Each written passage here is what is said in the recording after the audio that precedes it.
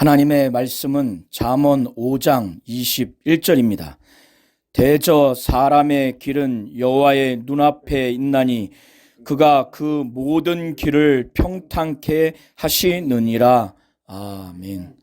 하나님은 우리 성도님들이 가는 그 모든 길을 평탄케 하시는 하나님이십니다. 하나님의 뜻대로 하나님이 주시는 지혜와 명철로 살아갔을 때 하나님은 그 사람이 가야 할 모든 길을 평탄케 하신다는 것입니다. 잠언 5장 1절부터 6절을 통해서 아버지는 아들에게 음녀, 이방 여인에게 성적인 유혹의 길로 가지 않도록 신신당부하고 하나님이 자신을 통해서 아들에게 전달하는 자신의 지혜와 자신의 명철에 주의하고 귀 기울여서 그 음녀, 이방 여인의 성적인 유혹에 넘어가는 타락의 길로 가지 아니하도록 근신을 지키고 말로 지식을 지키도록 하라고 명령을 합니다. 여기서 근신한다고 하는 것은 이 아들이 해야 할 일이 무엇이고 하지 말아야 할 일이 무엇인지 명확한 경계를 아는 그 분별력을 두고 근신이라고 말하는 겁니다. 입술로 지식을 지킨다고 하는 것은 내가 말로써 해야 할 말이 무엇인지 하지 말아야 할 말이 무엇인지를 명확하게 안다는 것을 의미하는 것으로 보면 됩니다. 아버지는 아들에게 주는 지혜, 자신이 주는 명철, 하나님으로부터 자신을 통해서 아들에게 전달되는 지혜에 주의하고 명철에 귀를 기울여서 음녀와 이방 여인과 타락하지 아니하는 근신을 지키고 말로써 지식을 지키도록 하라고 한 그 이유가 이방 여인의 그 입술은 꿀을 떨어뜨린다는 겁니다. 그의 입은 기름보다 더 부드럽다는 거예요. 음녀, 이방 여인이 말로써 성적인 타락을 유혹하는 그런 은유적인 표현입니다. 그리고 입술로서 부정한 입맞춤을 하는 의미로 볼 수도 있습니다. 입술에서 꿀이 떨어지니 오감이 얼마나 만족스럽고 황홀하겠습니까?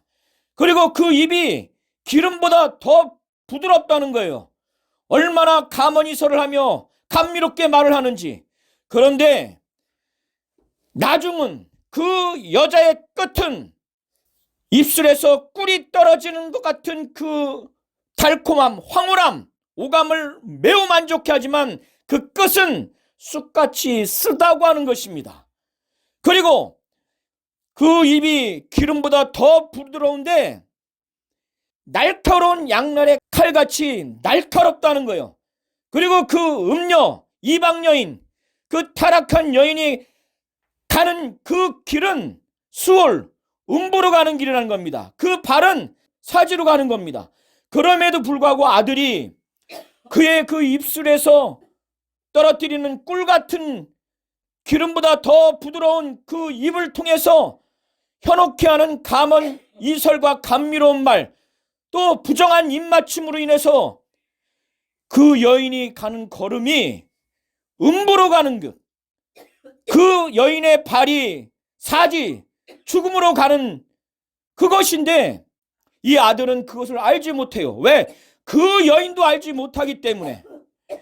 이러한 여인의 발이 사지로 가고 그의 걸음이 음부 수월로 가기 때문에 그 여인은 생명의 길을 도무지 찾지 못하는 자라는 겁니다. 그는 자신의 길이 든든하지 못함에도 불구하고 그것을 깨닫지 못한다는 거예요. 아버지는 6절까지 여인에게 미혹돼서 말로 성적인 유혹으로 타락을 하게 되면 죽음의 길, 음부로 가는 완전히 패망당하는 당하는 그 고통, 그런 부분을 말을 하면서 자신의 지혜에 주의하고 내가 전달하는 명철에 귀를 기울여서 이 타락을 하지 않도록 그렇게 권고를 하고 있는 것입니다. 그리고 7절부터 14절에는 좀 더 구체적으로 더 신신당부하면서 그런즉 아들들아 나를 들으며 내 입의 말을 버리지 말라. 이 이방 여인, 이 음녀가 입술에서 꿀을 떨어뜨리고 그 입이 기름보다 더 부드러워서 아들을 타락하고 아들에게 부정한 입맞춤을 하고 가머니설과 감미로움으로 이를 타락하는 길로 가게 되면 그 여인의 나중은 쑥과 같이 쓰고 양날의 그 칼처럼 날카로움을 경험하게 된다는 거예요.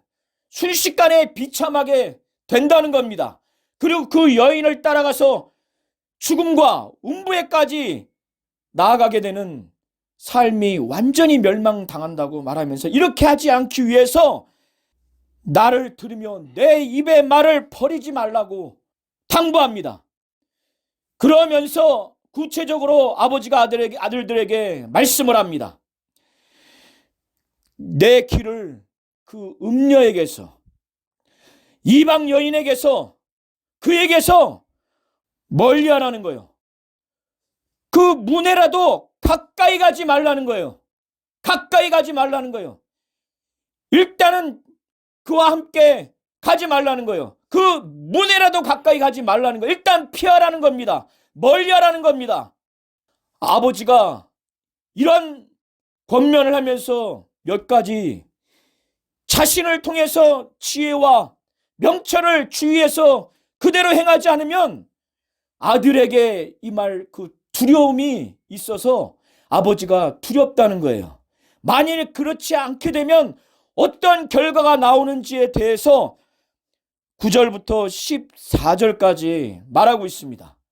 아버지는 아들에게 네가 만일 그렇게 하면 지금까지 내가 쌓아서 가지고 있던 존영, 위엄과 영광이 다른 사람에게 잃어버리게 된다는 거예요. 성적인 타락을 하게 되면 순식간에 그렇게 된다는 겁니다. 오늘날도 위대한 정치가들이 그렇죠. 또 내 수완이 잔포자에게, 잔해자에게 빼앗긴다는 거예요. 제 수명을 다하지 못하고 단명한다는 겁니다. 아들이 지금까지 쌓아놓은 존영, 위엄과 영광이 남에게 잃어버리게 된다는 거예요. 그리고 그 수명이 단명한다는 겁니다. 생명까지 위협을 당한다고 하면서 아버지는 이게 두렵다는 거예요. 두 번째 두려움이 어떤 두려움이냐? 내가 지금까지 쌓아놓은 수고한 것들, 그리고 수고해서 얻은 재물을 다른 사람이 내 재물로 충족을 한다는 거예요. 그리고 내가 수고한 것이 외인의 집에 있게 될 것이라는 거예요. 아버지의 말씀을 듣지 않고 이방 여인과 음녀와 간음을 하고 성적 타락을 하게 되면, 그래서 합의를 하든지 법적인 손해배상을 통해서든지 어떤 형태로든지 지금까지 수고한 것이 타인의 집에 있게 되고 다른 사람이 내 재물로 충족하게 된다는 그런 의미입니다. 세 번째 두려움이 어떤 부분이야? 내가 마지막에 이르러서 병이 들었던 자연 수명으로 몸이 쇠약하게 돼서 내 몸, 내 육체가 쇠폐할 때, 그때 너 아들이 한탄하면서 말하기를, 이렇게 이방 여인과 음녀와 간음을 해서 성적 타락을 해서 자신의 영광과 위엄, 존영도 잃어버리고 자기의 생명도 온전히 살지 못하고 자기가 수고한 것도 다른 사람이 가지고 가고 재물도 다른 사람이 충족하게 되고 더 나아가서 자신의 몸, 육체도 쇠폐한 그때 땅을 치고 한탄한다는 거예요. 한탄하면서 말하기를, 내가 어찌해서 훈계를 싫어했을까? 우리 부모님이 훈계했을 때 내 주변에서 내가 하나님 뜻대로 하나님이 주시는 지혜와 명철을 나에게 전달하는 자의 그 훈계를 내가 왜 싫어했을까? 내 마음이 그때 나를 향해서 꾸지람을 주었을 때 내가 그것을 왜 이렇게 가볍게 여겼을까? 나를 가르치는 선생이 나 잘되라고 하나님이 주시는 지혜와 명철로 나에게 가르쳤을 때 내 선생의 목소리를 내가 왜 청종하지 않았을까? 나를 가르치는 이에게 건성건성 듣고 내가 왜 귀를 기울이지 않았을까? 한탄하면서 이런 말을 한다는 거예요. 이렇게 음녀와 이방 여인과 은밀한 곳에서 성적인 타락 행위를 해서 그 소수간의 부끄러움을 당하는 것으로 머물지 아니하고 결국에는 많은 사람들이 모인 중에서 스스로 너무나 많은 악을 범했기 때문에 많은 무리들이 모인 중에서 아들이 말하기를 모든 악에 내가 거의 빠지게 되었노라, 이런 고백을 하게 된다는 거예요. 개역 개정에는 거의 빠지게 되었노라가 모든 악에 빠지게 되었다고 이렇게 기록되어 있습니다. 아버지는 하나님이 자신을 통해서 아들에게 주고자 하는 지혜와 명철을 받고 하나님이 창세기 1장과 2장을 통해서 하나님의 뜻대로 맺어주신 결혼 제도를 하나님 뜻대로 지키지 아니하고 이방 여인과 음녀와 성적 타락을 하게 되면 이런 결과가 나올 수 있기 때문에 아버지는 두렵다는 거예요. 그러니까 내가 내 지혜에 주의하지 아니하고 내 명철에 귀를 기울이지 아니하고 나에게 들으며 내 입의 말을 버리게 되면 이런 두려운 결과가 나오니까 귀를 기울여서 명철을 들어라. 내 지혜를 정말 주의해라. 나에게 들으며 내 입의 말을 버리지 말라고 신신당부를 합니다. 그러면서 이제 적극적으로 하나님이 맺어주신 아내를 향해서 어떻게 해야 하는지 여러 비유를 통해서 아버지는 아들에게 권면을 하고 있습니다. 그 내용이 15절부터 23절의 내용입니다. 아버지는 아들에게 내 아내만을 연모하고 그의 사랑을 연모하고 그의 품을 항상 만족해 하라는 이러한 메시지를 전하기 위해서 비유를 통해서 말을 합니다. 여기서 아버지가 아들에게 비유한 내용 중에서 우물, 샘, 샘물, 또랑물, 이 부분들은 아내를 비유로 말하는 것입니다.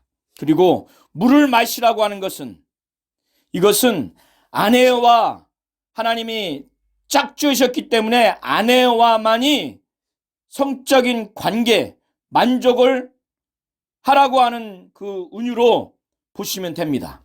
아버지는 내 우물에서 물을 마시며 내 샘에서 흐르는 물을 마시라는 거예요. 어찌하여 내 샘물을 집 밖으로 넘치게 하겠으며 내 도랑물을 거리로 흘러가게 하겠느냐? 남편과 성적인 만족을 누려야 하는 그 부분, 곧 물을 마시라고 하는 것을 집 밖을 넘어서 타인이 마시지 못하도록 하라는 거예요. 타인이 내 아내를 매력으로 느끼지 못하고 성적 만족의 대상으로 느끼지 못하도록 17절에 그 물로 내게만 있게 하고 타인으로 더불어 그것을 나누지 말라는 것입니다. 그러면서 내 셈으로 곧 아내로 복되게 하라는 거예요. 이 아내는 내가 젊어서 취한 아내라는 거예요. 내가 젊어서 취한 아내를 즐거워하라는 거예요. 그를 대상으로만 만족게 하라는 겁니다. 그는 아름다운 암노루 같고 사랑스러운 암사슴 같기 때문에 너는 그 품을 항상 족하게 여기고 그 사랑을, 아내의 사랑을 항상 연모하라는 거예요. 그러면서 아들에게 책망을 하는 거예요. 내 아들아, 어찌하여 음료를 연모하겠으며 어찌하여 이방 계집의 가슴을 안겠느냐. 아버지는 아들을 꾸짖습니다. 그러면서 내가 만일 음료를 연모하고 이방 여인의 가슴을 안는다면 대저 사람의 길은 여호와의 눈앞에 있다고 이렇게 아주 강력하게 아버지는 아들에게 말하는 겁니다. 네가 그런 행동을 단둘이 할지라도 내 둘만 하는 것이 아니라 그 사람의 길은 하나님 눈앞에 있다는 거예요. 그가 곧 하나님이 그 모든 길을 평탄케 하신다는 거예요. 네가 만약에 하나님의 뜻대로 세워주신 결혼 제도를 하나님 뜻대로 지키고 그 안에서 아내의 품을 만족해하고 그의 사랑을 항상 연모한다면 하나님은 모든 길을 평탄케 주신다는 거예요. 그러나 반대로 그렇지 않다면 만일 음료와 이방 여인과 간음하고 성적 타락을 하게 되는 그 악인은 그 악으로 인해서 걸리게 된다는 거예요. 그 죄로 인해서 그 죄가 죄로 남지 않냐고 그 죄 때문에 그 죄의 줄이 나를 올가맨다는 거예요. 그는 하나님으로부터 오는 훈계를 받지 아니하기 때문에 죽음에 이르게 되고 하나님으로부터 오는 지혜와 명철을 받지 않기 때문에 심히 미련하기 때문에 미련함이 많기 때문에 혼미하게 된다는 겁니다. 아주 정신을 못 차리는 인생을 산다는 거예요. 죽음과 아주 방황하고 혼미한 삶을 살 수밖에 없다는 겁니다. 하나님은 하나님 뜻대로 살아가는 우리 성도님들의 모든 길을 하나님이 평탄케 하실 것입니다. 이것을 분명히 아셔서 하나님은 하나님 뜻대로 하나님의 주시는 말씀대로 그 말씀을 통해서 하나님이 주시는 지혜와 명철을 받고 그렇게 살아갔을 때 하나님은 그가 가고자 하는 모든 길을 하나님은 평탄케 하실 것입니다. 저와 우리 모든 성도님들이 이와 같은 하나님을 믿고 의지하시고 체험하시는 모든 성도님들이 되시기를 예수의 이름으로 축원드립니다.